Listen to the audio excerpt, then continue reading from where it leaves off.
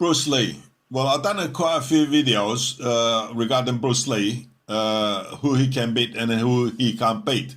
But still people coming out debating that he was a best fighter in the world and that he can beat so-and-so person. Well, you have to separate fantasy from reality in a combat sport. But I've defended Bruce Lee on several occasions and created videos analyzing his potential in real fighting scenarios, including the matchup against formidable fighters. Again, I'm not going to name them, but you can watch that in my other videos. However, a time arrives when we must distinguish between fantasy and reality. If we possess common sense, we understand that fantasy is a creation or imagination, while reality is the tangible truth.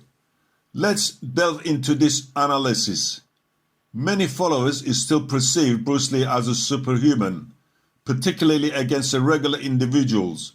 His fitness, fighting skills, martial arts knowledge and power, considering his 140-pound frame, could overwhelm someone lacking similar abilities against an ordinary person who could secure victory swiftly. However, labeling this as a superhuman falls short. Consider the ongoing debate, Bruce Lee versus Mike Tyson, which is still carrying on up to this date.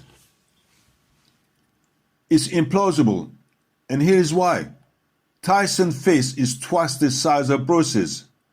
Amplifying Tyson's power, speed, and weight, the impact from Tyson's larger fist will devastate Bruce's smaller body. Comparatively, is akin to a truck colliding with a compact car. Some argue that Tyson needs to catch Bruce, but the key point is that for Bruce to hit Tyson, he must approach closely. Yet in doing so, Bruce will be vulnerable to Tyson's potent counterattacks. Tyson can endure significant blows and adeptly guard his head and chin, while some might propose Bruce targeting Tyson's legs. And that requires getting extremely close, and generating power in a kick necessitates engaging the hips. Again, for that to have effect, you have to get really close. Bruce can't simply evade and wait for opportunities to strike.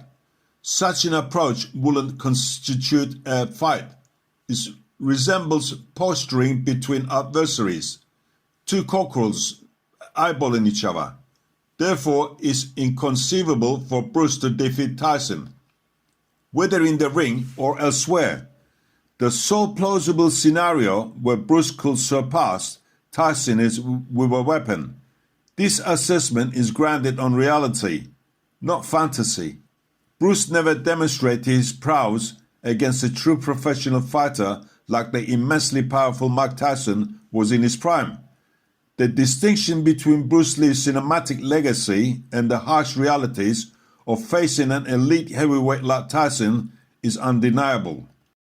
Remember, this is Mike Tyson I'm talking about in his prime, no one else. In his prime, the man was devastatingly brutal.